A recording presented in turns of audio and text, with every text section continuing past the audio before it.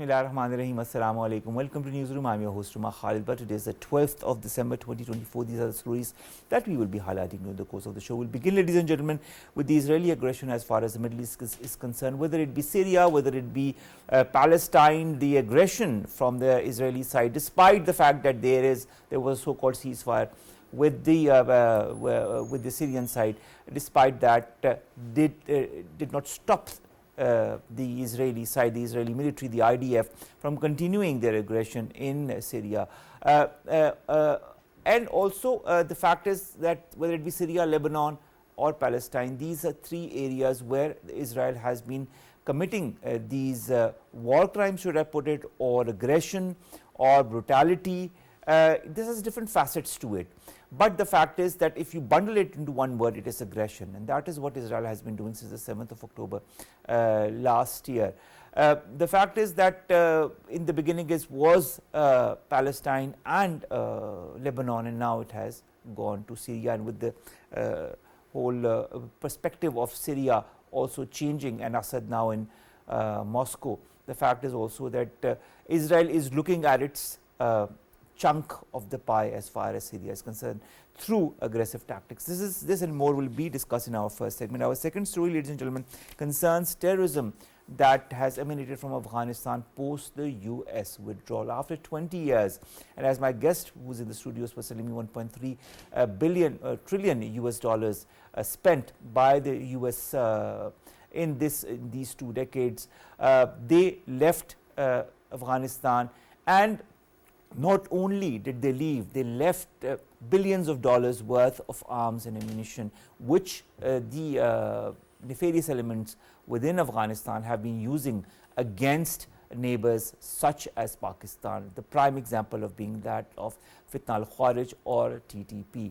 The fact is also that despite different reports that have emanated, there still needs much to be done as far as thwarting these attempts from the Afghan side is concerned. Next, we'll be talking about an 82-year-old Brazilian climber, caciavolare, who has stood out amongst those scaling the rocky walls of Morro La Urca hill in Rio de Janeiro. An 82-year-old climber, ladies and gentlemen, you know, this shows where there's a will, there's a way, and there is no age bracket when it comes to achieving whatever passion you want to pursue. Finally, we're going to talk about 3 Jurassic period dinosaur skeletons that are estimated to fetch millions of dollars, and that will go to auction in London very recently. And of course, they are 2 of them are an adult and juvenile Allosaurus, and others as well. Let's begin with our segment, and let's start talking about Israeli aggression in the Middle East. We've been joined by 2 guests. Let me introduce them to one by one. In the studios, we've been joined by Farhan Bukhari. He's a senior journalist. Farhan sahab, thank you very much to have joined us. Good to be here. And online, we've been joined by Osama Muhammad Nazzal. He's a Palestinian journalist, joins us from Jenin. We'll begin with you. Farhan sahab. Farhan sahab, I'll begin with Palestine, then we'll move on to Syria. Whether it be the number of casualties that keeps on increasing in Palestine, the majority of which are women and children, whether it be the journalists that are slain in Palestine. Journalists 193, civilians 44,000 plus who have been killed so far, and the numbers of injured have crossed above 100,000, and the Lancet magazine points out to 180,000 plus actually murdered since the 7th of October last year, which of course will only know once this war ends, if this war ends. When you look at these facts and figures, and when you look at the different facets of Israeli aggression, my first question as a layman is, why are we not doing enough to stop it? Why has more than a year passed? And since that time, why have we as a world community not have had the strength or the resolve to implement the statements that we have been putting out since the 7th of October? That's a very timely question, but at the same time also a complicated one. On the one hand, we have evidence of popular opinion across the world, large parts of Europe, certainly the US. Look at the protests in university campuses, the outpouring of support for Palestine and Palestinians, especially from younger people. this has caused a fundamental societal division of the kind that you could not have imagined before the 7th of October, certainly not in the US, certainly not in parts of Europe. In Europe, incidentally, there are some governments that have come out more openly condemning this or supporting the Palestinians, especially the Spanish and the Irish governments. And yet there are powerful interests, especially the United States, which continues to supply arms to the Israelis. In the European context, the Brits continue to support Israel, at least diplomatically. The Germans are at best sort of fence sitters because of their own history going back to the Second World War. And that is linked very closely with the Israel and the Jew. Precisely, and therefore they consider themselves in an awkward position, at least the German government. And yet across German society, people, I think, have come out more openly. You just look at the evidence on the internet. So it's a mixed bag. And it goes on to show you that the world has become more divided, not just on this matter, but this seems to indicate divisions on a number of other matters but as the well. fact is, Farhan Sahab, you talk of divisions. I feel the divisions were always there, but they have just come on the forefront because of this very thing that has happened, that you say has also divided societies because of the different protests that we've seen in the universities, the most important universities in the US. But look at where the students are now. Look at where the protests, I mean, we don't hear of those protests anymore, do we? Nevertheless, it has created an important impact as far as social values and the divisions that you have pointed out towards is concerned. We've also been joined by Osama Muhammad Nazzal, who joins us from Jenin. Osama, my brother, thank you very much to have joined us. Osama, from Palestine to Lebanon to Syria, Israeli aggression isn't stopping as we speak. Do you feel there is going to be an end anytime soon as far as these brutalities are concerned, despite, you know, we have the ICC issuing arrest warrants for Netanyahu and Yoav Gallant. We have the ICJ that also has a genocide case as far as the war in Gaza is concerned. These cases and these resolutions that have come out, do they have any impact whatsoever as far as this current spate of brutality is concerned? Secondly, do we or are we expecting a lull as far as this atrocity is concerned? I know maybe in Syria something might happen. What about Lebanon and Palestine? What's happening now is really the implementation of the plan that was set by the Israeli occupation government and mainly the Israeli occupation Prime Minister Benjamin Netanyahu, as he stated from time to time that he is going to change the whole Middle East. And I see that the continuation of the Zionist carnage against the Palestinian people in Gaza, as dozens are killed and hundreds are injured every day. At the same time, the occupation of some Syrian territory and the Israeli occupation army is still pressing ahead, occupying more territories to the or behind the Golan Heights. Now, the Israeli army, and we saw the Israeli tanks in the Syrian town of Knetra, and how they ordered the Syrian citizens from a nearby village to evacuate, reminding us of what they are doing in Gaza, taking the people out of their homes and their villages. This is happening now in Syria, and there is no response from any party, but some shy and hollow statements from some Western and Eastern states. So Netanyahu is going ahead with his genocidal colonial plan, expanding the territory of the occupation entity of Israel at the expense not only of the Palestinians, but also of the Syrians and the Lebanese these days, and without a clear position from the word to stop the Israeli colonial expansion at the expense of the Arab territories, I think that Israel shall continue its project. So you feel they want to achieve it till the end of what they call the Greater Israel, and this is what their ultimate aim is, and this is what they are moving towards from what we have seen in Palestine, in Lebanon and in Syria. Please stay online with us. Farhan Saab, the UN General Assembly adopts a resolution calling for an immediate and unconditional ceasefire in Gaza very recently, and an unconditional release of hostages as well. The resolution is adopted by a vote of 158 to 9. There are 13 abstentions, but of course those abstentions also include the United States and Israel. I'd like to quote what the Deputy US Ambassador Robert Wood says. He says it would be shameful and wrong to adopt the text. I'd like to also talk about UN envoy Danny Danon, who's the Israeli envoy to the UN. He says the resolutions before the Assembly today are beyond logic. The vote today is not a vote for compassion. It is a vote for complicity. I'd like to understand your point of view on these two statements that have come from the US and the Israeli side. And secondly, this resolution that has been passed, what is the importance? Is the importance relegated to a symbolic gesture, or can something concrete be done as a result of this resolution? In brief, because we don't have endless time, unfortunately. This goes on to show the very contradiction that we've seen ever since day one, 7th October last year, which is might is right.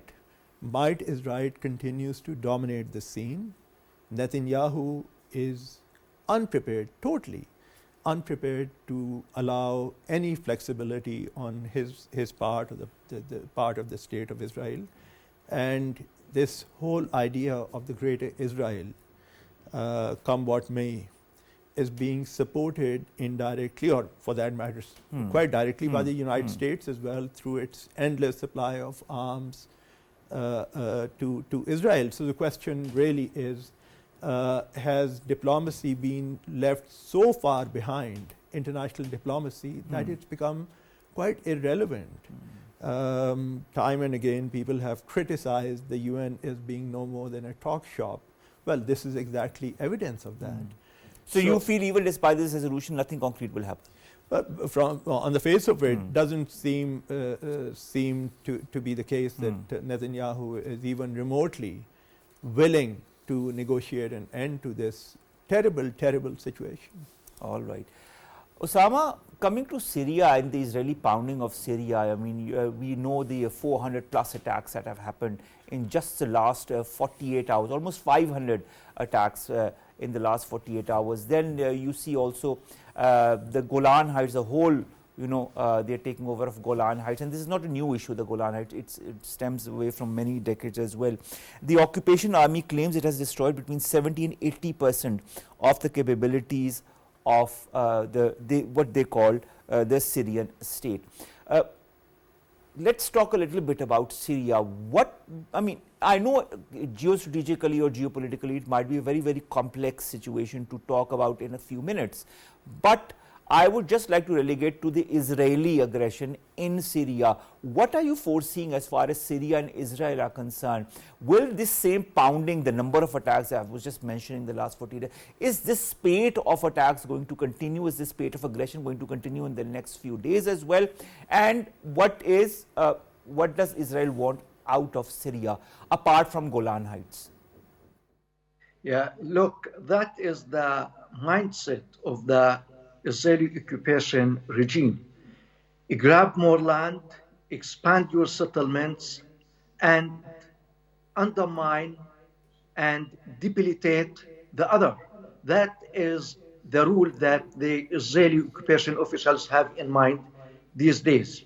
You know that Israel denies that the Golan Heights are occupied territories, and they got Trump's approval during his first term that the Golan Heights are part of the occupation entity of Israel. Now, what we are seeing today is that Israel is expanding the territories it occupies from Syria in order to go even beyond the Golan Heights. And if any negotiations happen in the future, they might say, okay, we withdraw from the territories that we took over in 2024, but never argue or have any discussion about the Golan Heights occupied in 1967. Now, there is no military threat against Israel from Syria. And dear Omar, you know that Israel was bombarding Syria even before the fall of Bashar al-Assad Yes. regime almost every week. But that is the message that Israel has. More territories and more colonial settlements. All right. So you say this is not going to end, and there are going to be more colonial settlements.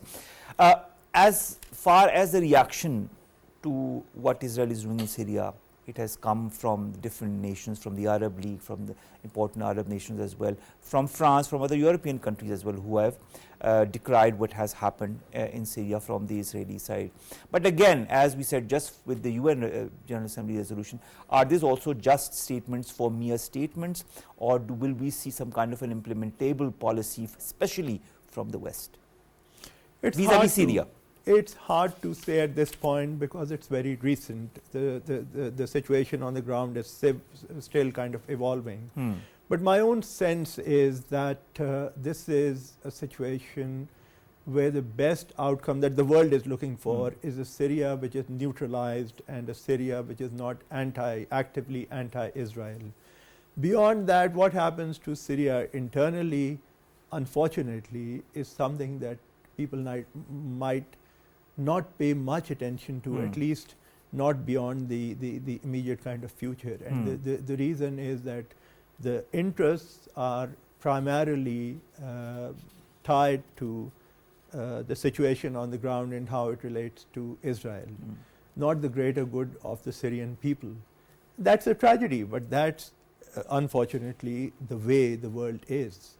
The same is the case with Afghanistan. To this day, I still argue that if 9/11, for the sake of argument, would not have happened, Taliban in their first kind of incarnation would have continued, and there would have been these sanctions which would have hurt ordinary people more than the regime.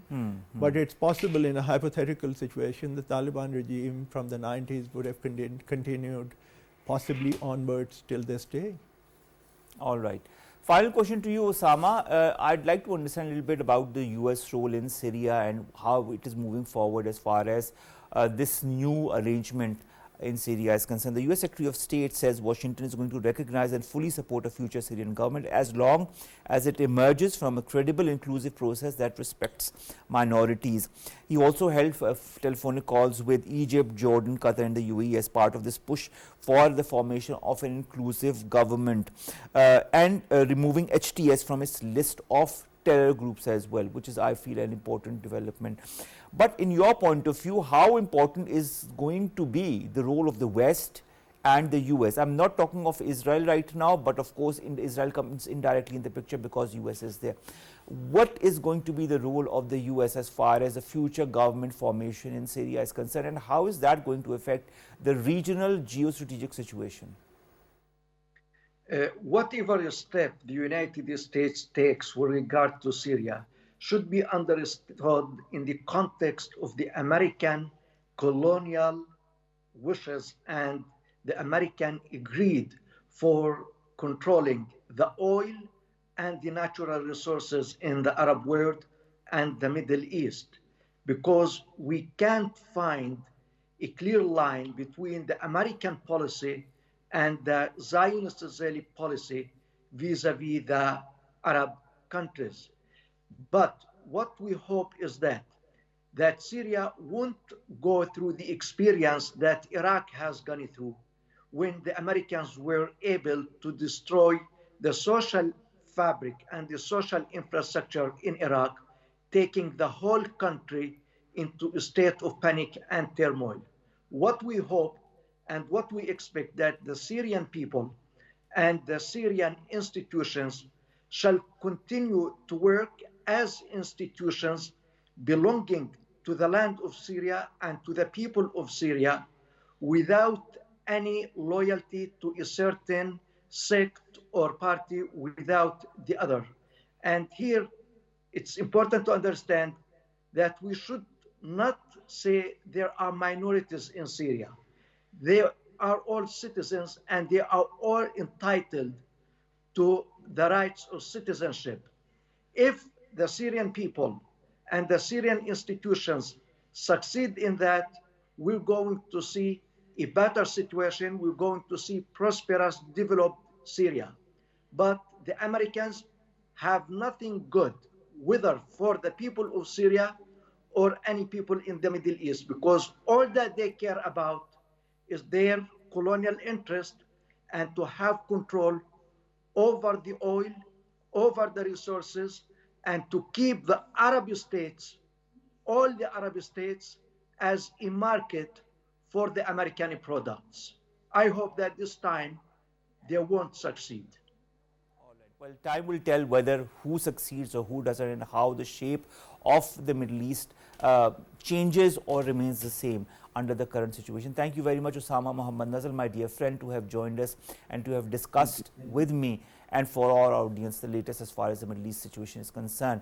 We continue with our second segment, and Farhan Bukhari sahab continues to join us for that as well, and that concerns what he alluded to a little bit during our conversation in the first segment, that is Afghanistan. Now, a lot of years passed when the US presence was there in Afghanistan, and then they abruptly left. That is also something that is being taken up in the US as we speak, because during the election campaign of Donald Trump and Kamala Harris before the elections, there was a lot of talk on Afghanistan and how it was handled, or let's put it that way, mishandled by the regime. This is also being said by Trump, who has said that he will ask for the resignation of every senior official who has touched the Afghan calamity. He said Democrats have also, insisted that much of the blame of the war's messy and less than 7 months into Biden's presidency rests with Trump, who began the withdrawal process by signing a deal with Afghanistan's militant Islamist Taliban in the year 2020. The fact also is that it is a bone of contention between the Democrats and the Republicans, and it is a bone of contention as far as the region is also concerned, because since the departure of the Americans and the billions of dollars of arms and ammunition that has been left by them, this arm and ammunition are being used by certain nefarious elements, certain, I wouldn't say certain, many militant groups that have used it to their advantage, and one of them, who we call Fitna al-Khawarij or the TTP, have been using it to destabilize Pakistan since 2021. We've seen various incidents, we've seen tangible proofs of US arms being used in that, and of course the fact that now they have some sort of direct or indirect, should I use the word patronage or not, by the Afghan interim government, because despite various requests by the Pakistani side, our foreign office, in our hierarchy, not much has been done by the Afghan interim government, for which reasons also will be something that we'll be discussing in our second segment. We've been joined by a second guest who will be in the studio, who is in the studios for this segment as well. He's none other than Ahsan Hamid, Durrani, Director Policy Research Center. Thank you very much, Ahsan, to have joined us. I'll begin with you and then I'll go to Farhan Saab, because Farhan Saab was with me in the first segment as well. I'd like to understand how Afghanistan was used as a policy matter by the Democrats and the Republicans during the election campaign, with each putting the blame on the other. Now that we have a clear winner and we're going to have a president, we have a president-elect that is going to assume power on the 20th of January 2025. How do you view the US policy towards Afghanistan since 2021, pre-2021 and post-2025? Do you feel is the current situation in Afghanistan, with it being a hub of terrorist elements being used for or against rather a neighboring country such as Pakistan, continue to prosper, or will there be a stop that will be put by the US side in tandem with other important regional partners? I think, Omar, US policy towards Afghanistan transcends party policies, whether it's Democratic or Republican parties. There was a clear realization ever since Obama came into power back in 2008 that US should reduce its footprint in Afghanistan, which eventually he did, but in the start he had to sort of supplement those forces for some strategic reasons. But that was the realization that US cannot eliminate or dismantle the Taliban networks, and the party politics or the inter-party wrangling that is currently going on between Republican and Democratic parties, who are shifting the blame on each other for the disastrous withdrawal of US forces from Afghanistan. I think both have equal share, because this process was started during Trump administration. He was the one who sent Mike Pompeo to sign the Doha deal, and now that we are looking at the ground realities, it sort of seems that Taliban and US administration was on board that US will withdraw no matter what, and in exchange for that deal, US actually released 5,000 Taliban fighters from Afghan jails, which back then the Republican president, the Afghan Republic president Ashraf Ghani, he resisted that policy decision. Now what and then came Biden. So during Biden inherited what Trump signed off, and then during Biden administration, you have seen the visuals of the withdrawal, that Afghan people were chasing the US planes, and sort of it was a very disastrous. And then on the last day of the withdrawal, on August 30, there was a huge suicide bombing on Kabul airport, Hamid Karzai airport as well. So it was overall, it was a very disastrous withdrawal. And several US think tanks, even now there's like there's a congressional committee which has done a study on reflection on the withdrawal process, and they've also sort of said that it was a very bad withdrawal, very disastrous withdrawal. So overall, both parties, I think, is equally sharing this burden of disastrous withdrawal. And now, of course, they are playing this to their galleries, for their voter base as well. Exactly. But now, of course, we'll really see what the perspective of the US government is going to be post the 20th of January 2025. Farhan Bukhari Sahab, there's one term that Ahsan uses, and that is reflection. When you reflect on the post-2021 withdrawal of US from Afghanistan, what do you see since 2021, and now we are in 2024? The number of terrorist incidents that have happened, that have emanated through the Afghan soil, the border skirmishes that we have seen on the border between Afghanistan and Pakistan, the resolve by our hierarchy, whether it be the military or the government, to handle this in the proper manner. When you reflect on it, what comes to mind? Wasted time, 20 years war, wasted money, $1.3 trillion, the most expensive war ever fought in history by any power on the face of this earth. This is a country where I traveled to a number of locations in the 1990s when the Taliban were in power the first time around. I haven't been back since 9/11, but from what I see and what I hear and what I've read, it seems to have not made much of an advance beyond where it was on the eve of 9/11. So the question that I think the Americans ought to ask themselves, exactly why they went into Afghanistan, why the failures, why the failure to understand exactly what should have been a kind of a direction, and virtually nothing to show for what they supposedly were going to leave behind.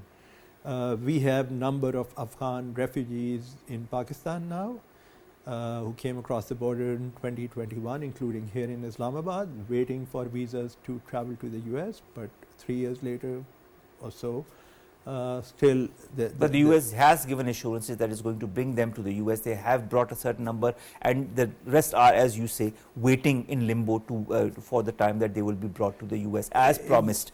Exactly, and that promise remains to be fulfilled. So the question is, what have the Americans done?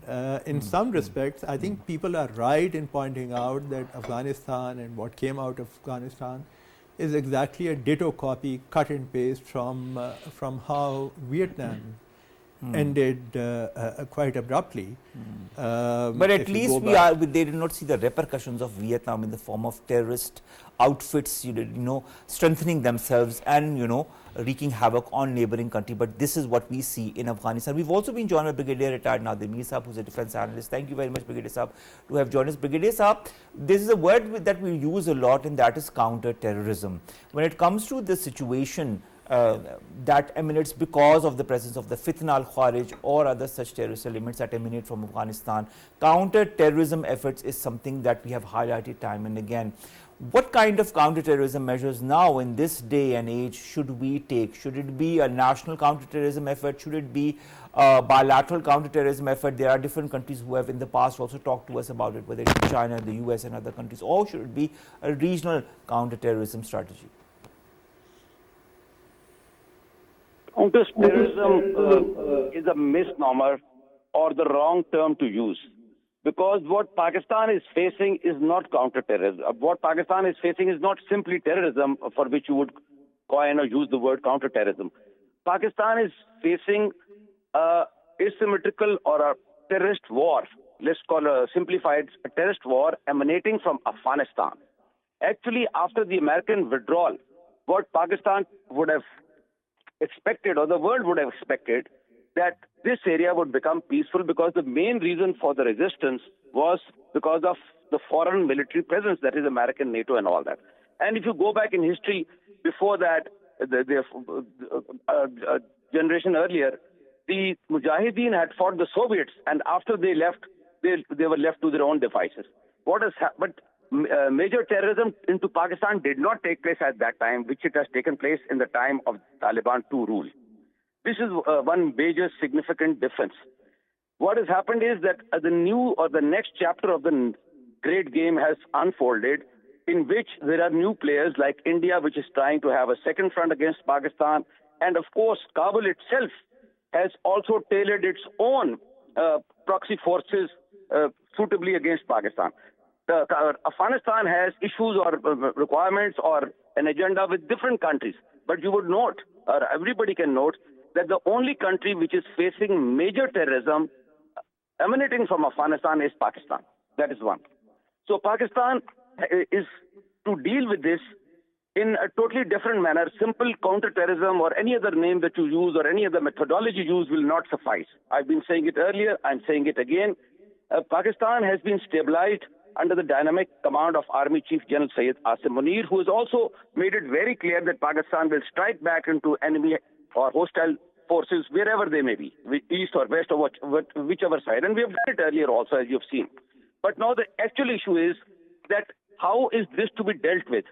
This, at the moment, Pakistan has restarted a diplomatic maneuver, you might call it, or redoubled its diplomatic effort, as you can know, as everybody knows. And China and some other countries have also pressurized or tried to drive some sense into the people in power in Kabul.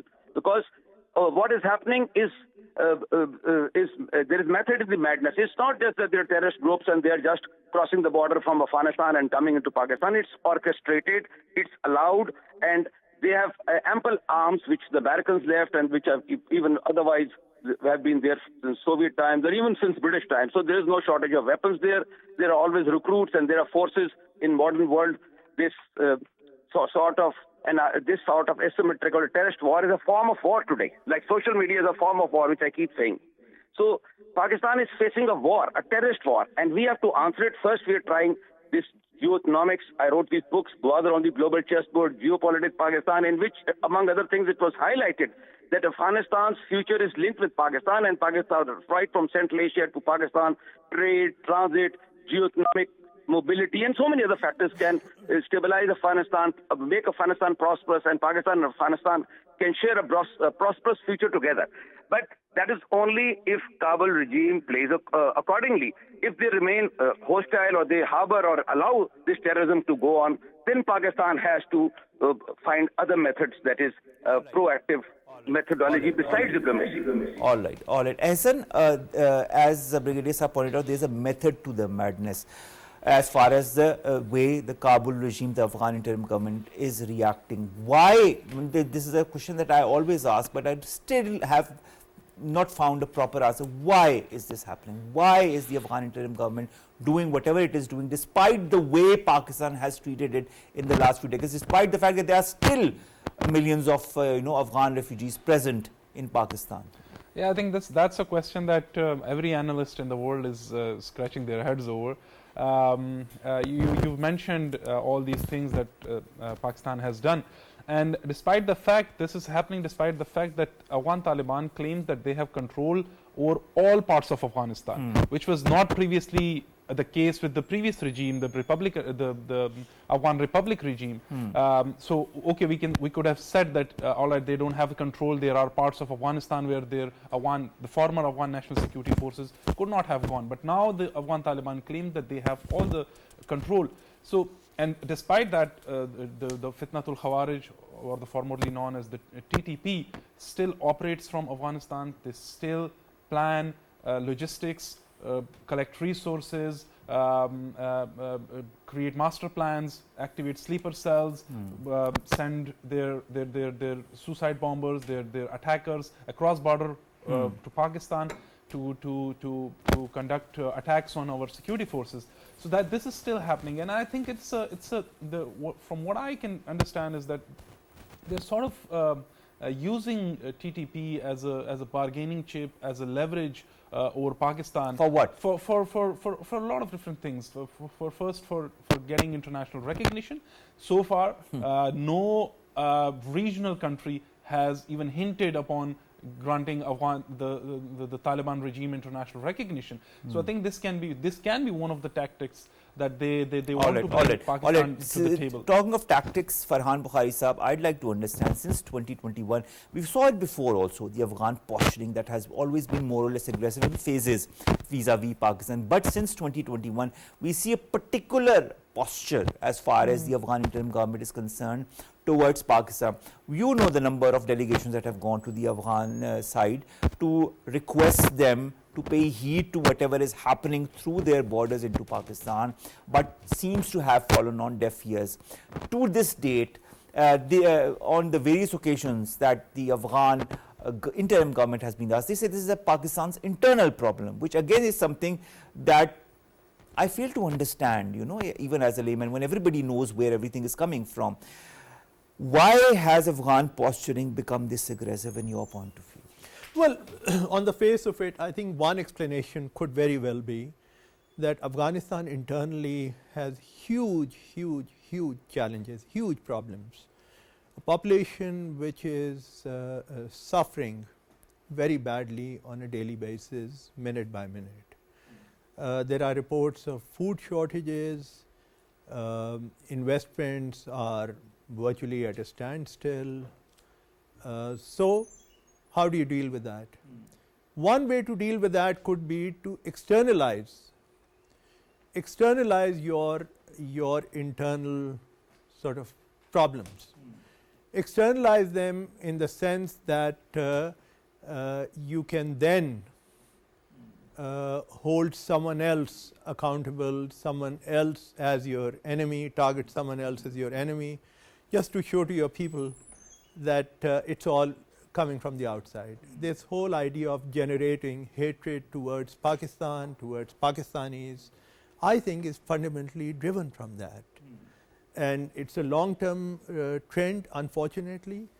On the one hand, there's de facto recognition by the Afghans of the Durrani line, but on the other hand, there have been times periodically that this has been brought up as an issue, an unresolved border situation. Directly or indirectly, they're still yet to recognize the Durrani line or the border, and that is why the fencing of the border between Pakistan and Afghanistan has also created a huge hue and cry.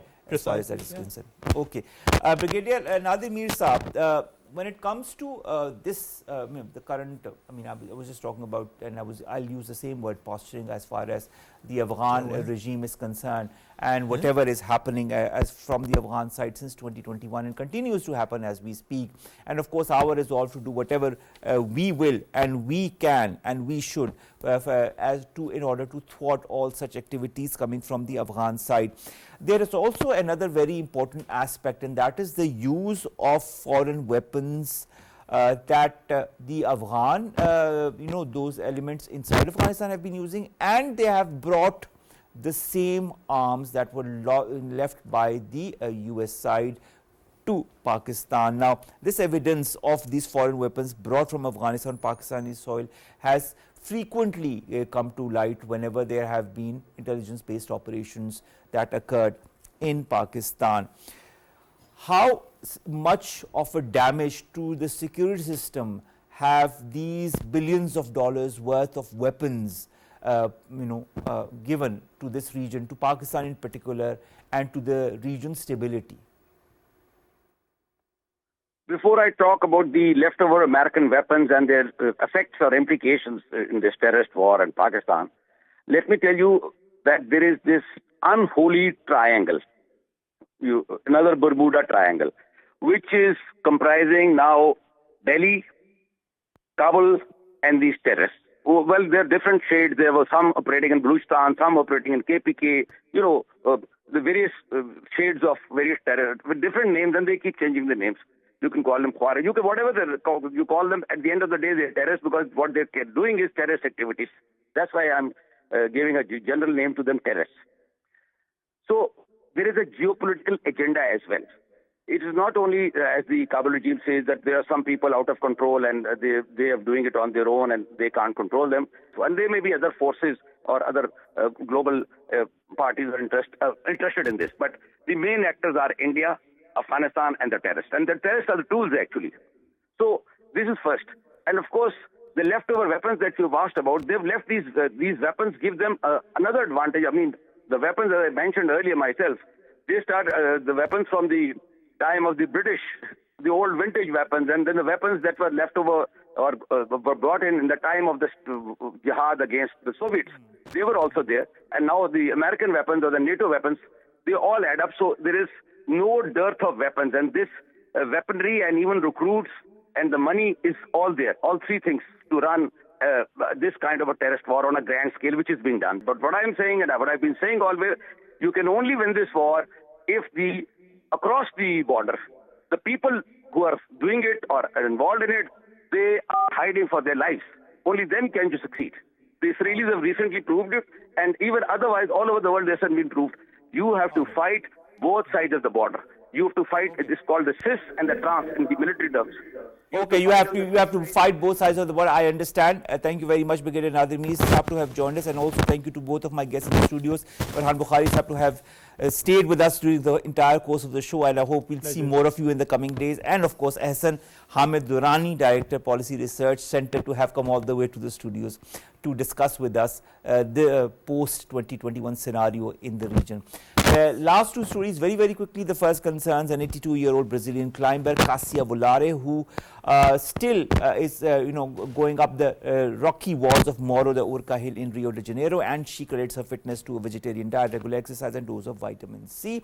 And finally, 3 Jurassic period dinosaur skeletons that are estimated to fetch millions of dollars will go on auction at Christie's London showrooms, who were excavated in the US state of Wyoming. With that, we come to an end of today's newsroom. We'll see you inshallah tomorrow with new story segments that pertain to us, you in Pakistan. See you tomorrow. Allah Hafiz.